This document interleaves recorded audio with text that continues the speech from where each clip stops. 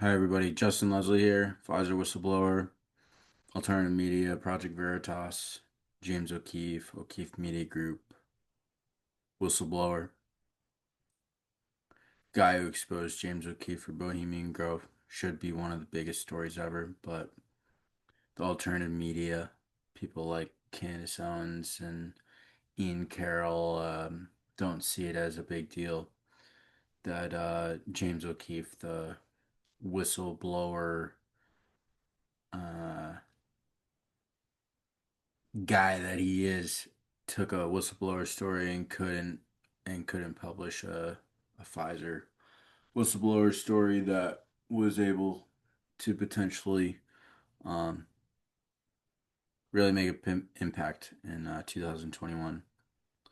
So this is all gonna be just something that's been on my mind. I'm gonna do my best to just vent honestly and share my thoughts because I've been away from the public in regards to like making videos recently because I'm in chiropractic college right now, going through school, while also being a whistleblower, and it's kind of like I'm like in two different paradigms right now, and it's just kind of it's odd to go through. Um, so I just want to pretend I don't want to like pretend that I have certain things going on, like I have a jam-packed schedule, but I also feel like I have an obligation to my audience to remain active. And, people have been leaving some comments on my YouTube channel saying that they're praying for me. And so I just want to put myself out there again and basically acknowledge that I really have been meaning to post since my last post. I've kind of just, um, being honest, I've been really, you know, I feel like I feel like I get stuck sometimes. I feel like I've been um questioning questioning my worthiness in a way as I've been going through like a self-improvement journey. Not in a bad way, but just, I feel like I'm waiting for like that switch to flip or something where it's like, oh, now you're worthy, Justin, and that's not gonna happen ever. It's more like just allowing myself to have the freedom to um, do what I need to do, which is speak truth. Um, and I feel like I go through some sort of like own self censorship in a way because the reality of my story and what I did from the age of 23 through like 26 was pretty incredible in regards to the exposure of Pfizer and the alternative media, and how James O'Keefe is essentially a CIA asset, and all these other talking heads are basically CIA assets. So basically, basically since Charlie Kirk happened, the whole Charlie Kirk assassination, to me, it's all just one massive distraction. That's a massive psychological operation on the world. And as of right now, December 30th, Candace Owens and Alex Jones, who actually interviewed me. The whole thing with Alex Jones, I'll get into after this, but Candace Owens and Alex Jones are fighting, and all these talking heads like Ian Carroll and um, Myron Gaines and whoever else, they're they just recently went on like a Twitter Spaces or something, and to me, there's there's so much I could get into in regards to like the veil of what controlled opposition is. In regards to like showing you in like screen sharing, but I just don't necessarily have the energy to do that. More or less, from my perspective, like the research that I've done Candace Owens is married to George Farmer, who's, I believe, like English royalty, and Ian Carroll definitely comes across as a Fed. Um, Not trustworthy at all because he went to lengths to not talk to me as a Pfizer whistleblower. He's friends with Alex Zek, who's interviewed me, so he certainly knows who I am. If he's truly an investigative journalist, like he says he is, but um, I went in his YouTube chat a few months ago. I was saying that James O'Keefe went to Bohemian Grove, and he like shook it off as if it was nothing. But the reality is that Bohemian Grove is something that we're all left with questions on. So that being said, I mean, this whole Charlie Kirk assassination, I was told the day that I released my documentary, Project Whistleblower, in March of 2023, that Charlie Kirk went to the Bohemian Grove with James O'Keefe that same week that he went, and so did Tucker Carlson. So how are we as like truth tellers? How am I as a truth teller gonna actually like give anybody who isn't questioning what's going on with Charlie Kirk and this so-called assassination, give anybody credit if like any credibility if you are not questioning whether the entire thing was a staged intelligence operation.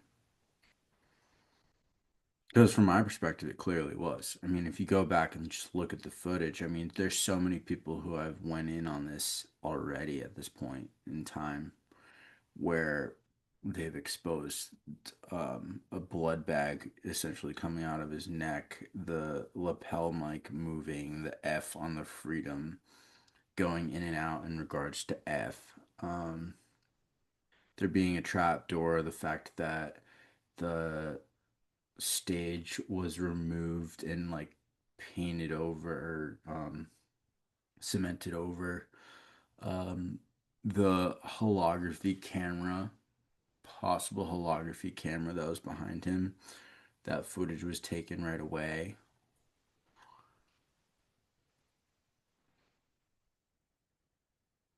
There's so much in regards to Charlie Kirk and like the way that everything is happening right now with Erica Kirk and like the Romanian Angels and everything that was has been exposed in regards to her child trafficking in Romania with her family who is linked to DoD intelligence. Like, what are we doing? It feels like just like I said, like everything is so heavy because you can just see through all this stuff. And not that I want to escape it, it's just like, is this really our world that we're going through? Sometimes it's just avoiding the conversation because people are going to disagree, um, which is fine. But to me, it's like everything is becoming so obvious. Even like sports. Sports to me, like the NFL is showing how rigged it is. There was a play this week where the Steelers were playing the Browns, and the defense back on the Steelers was covering that guy Harold Fannin Jr. on the Browns, and he completely just whiffed when he could have made an interception. And there's just numerous plays that happen each week now with the NFL that it all just looks so staged, and it's obvious because they're linking they're linked and funded by DraftKings and FanDuel and everything else. So, it's all just it's like the Roman circus, the bread and circus. It's all distraction. So the fact that people give their energy to this stuff, which I'm guilty of, honestly. Like I've given my energy to it. Um,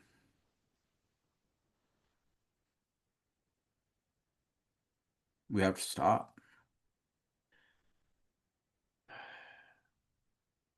So yeah, I'm not here to really try and convince anybody about what's going on with Charlie Kirk.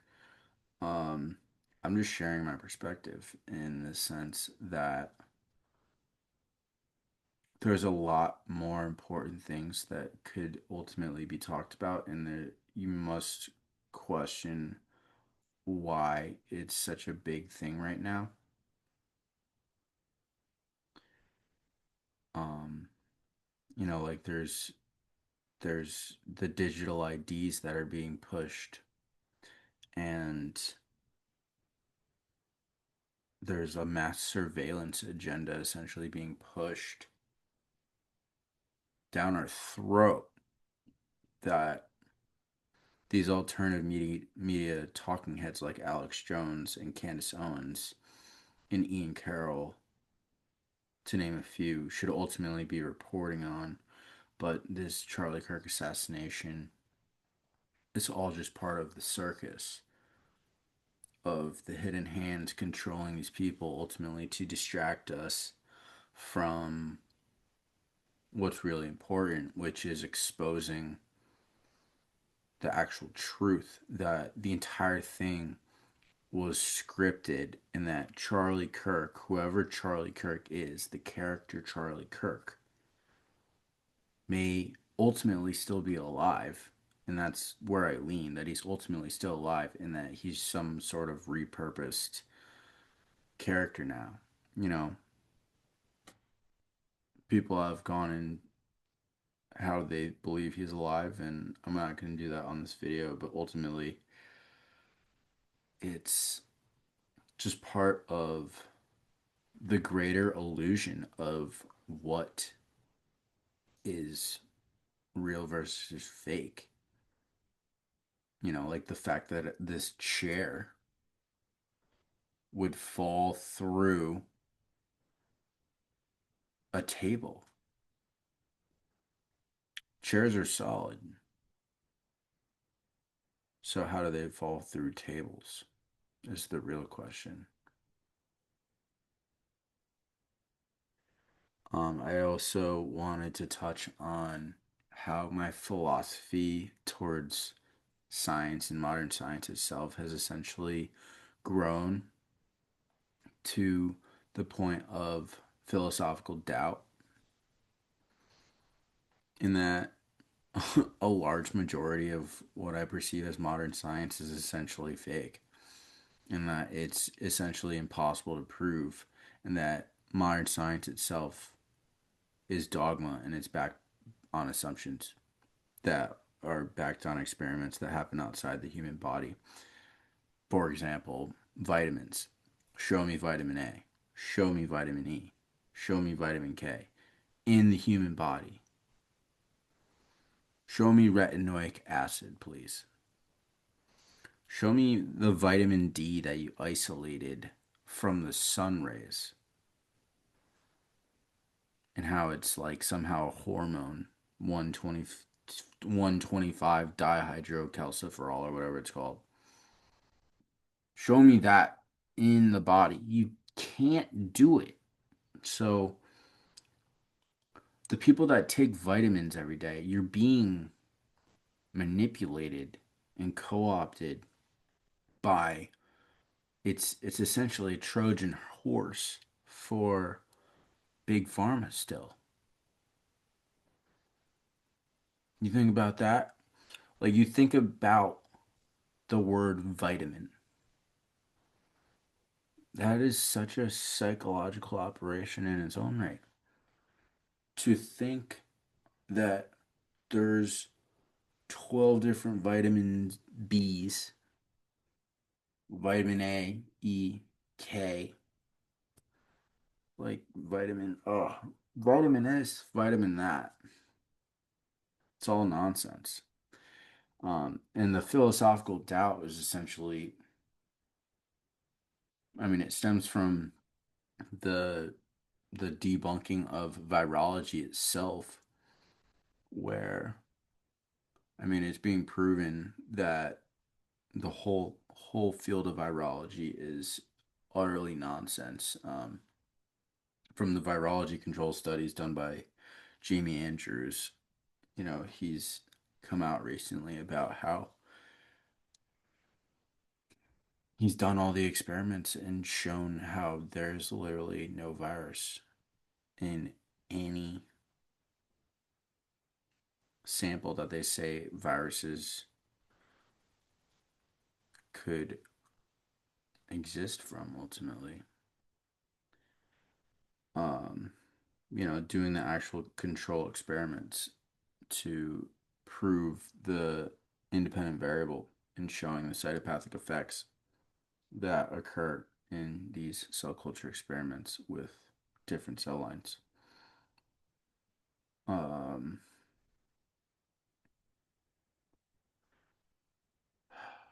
so yeah, seeing different contradictions and assumptions that are treated as facts and essentially dogma. These models that were presented are ultimately left unquestioned when true science itself is all about just questioning. Like, if you're following the scientific method, you're ultimately supposed to continue to question scientific theories and continue to question scientific models to see if they're even upheld. So, um, another thing I wanted to touch on, I think I talked on my last video, was semen retention, where I've gone on a semen retention journey and I actually am approaching around 200 days of retaining my semen, meaning I'm not masturbating and I haven't had sex. I've been on an abstinence journey, and part of that actually is my form. It's a form of repentance for me in a way, based off of my past and like what I was doing in college and undergrad and post college, like just drinking and living the typical college life and just doing like dumb stuff, really dumb stuff, and hooking up with women and having sex with people that you just like don't even know. Basically, it's truly a disgusting thing to think about, and um, I ultimately, coming forward as a whistleblower back in 2024 in March, I felt such a need still to escape my reality, where I gave up drinking in 2022 and was still like leaning into things like marijuana and weed as a crutch, essentially to like validate being off of alcohol, but also like maybe not every single day, but like consistently participating in self pleasure. Um, and to me, like I just started to realize over the last year and a half and participating in that, or last year, because I haven't done that in 200 days is over 6 months, right? So I'm I'm at a point where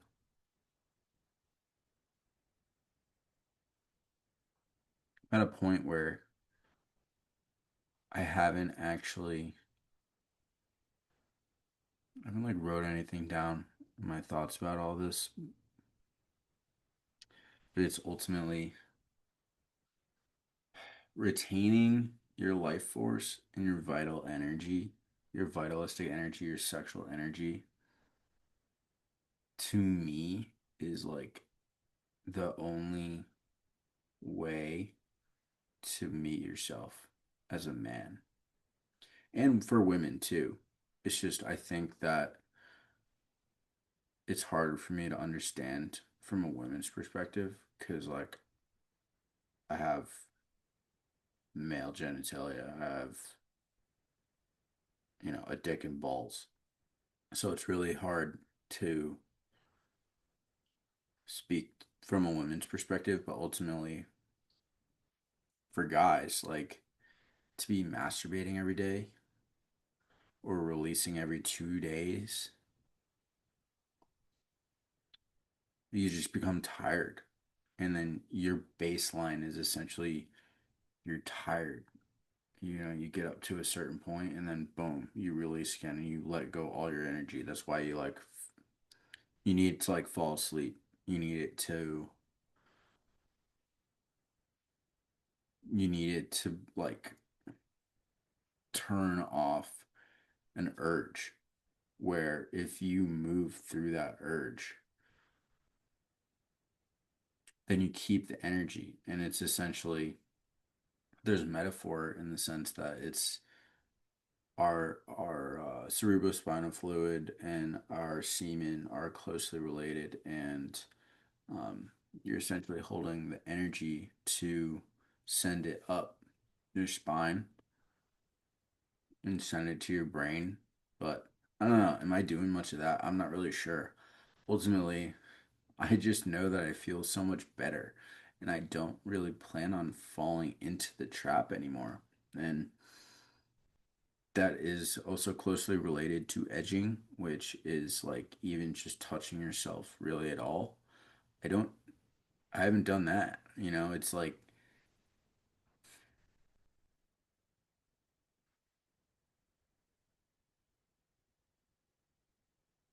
it's really just a way of getting to know yourself. Like animals out in the wild, they don't masturbate like 90 something percent of men do, or they don't, they don't have as much, um, they don't have like the amount of sex that we do in the sense of hooking up with people that you don't care about. And, you know, I mean, who am I to speak from an animal's perspective? But ultimately, like, God created men and women, and marriage itself is a sacred union, and sex should ultimately mean something. And so, the fact that our society has been spit on essentially in regards to the porn industry and OnlyFans, and, the fact that men just leak their energy because they are lusting over women. Like, lust is one of the most deadly sins because it's a sin against yourself. You're sinning on your own body.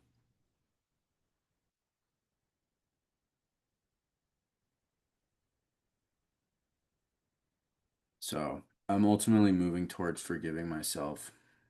And I have forgiven myself in regards to this whole semen retention thing, and like spilling my energy, but it's all like one big circle in the sense of like forgiving myself for like what happened with Pfizer, because I went in for like noble reasons. I wanted to essentially learn what was going on with COVID vaccines, and I ultimately learned how dangerous they were. And then it all unraveled into discovering that virology is nonsense. And then essentially all of modern science is nonsense too. So I've just been on this huge awakening journey, and um, sometimes I feel like I take life too serious sometimes, but other times I don't. I mean, I've definitely speak my truth, especially in person. Like, if you catch me in person, I'm gonna tell you like it is. It's just, I guess I've been avoiding making videos recently due to what I'm doing with chiropractic school and entire career shift and moving through the heaviness of all that, seeing it the way I do, kind of as, anatomy is essentially a theoretical construct of communication, but with my philosophy on philosophical doubt, it's definitely tough because, going through things like microbiology is essentially nonsense, and then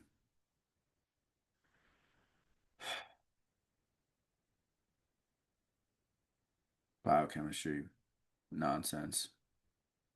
But also acknowledging that there are things like nerves and muscles that do exist in the body, and it's just, is our understanding of them accurate? I don't know. I think so, from what I can tell. But in regards to action potentials and things like that and synapses, I'm not sure if those actually exist. Um, there's probably something there, but ultimately, were they proven in experiments that happen outside the human body? I'm not sure. And this is just a glimpse at how I think. So, um, more content will be coming. Happy 2026, my friends. Thank you to those who have donated to me. Being a whistleblower is not easy. You know, definitely a cause of financial struggles and ruin ultimately. Um, my whole life savings went into my whistleblower experience back in 2024, and I'm still in the red. So that's what I get for speaking the truth. But money isn't real, so that's cool. Uh, but if you're going through your own period of doubt and silence, there's nothing wrong with that. Um, there's always time for your own self reflection and self inquiry towards your own personal growth. And so, being as conscious that I am towards basically everything at this point and being hyper aware, um, I know that I can help people and that people appreciate my perspective.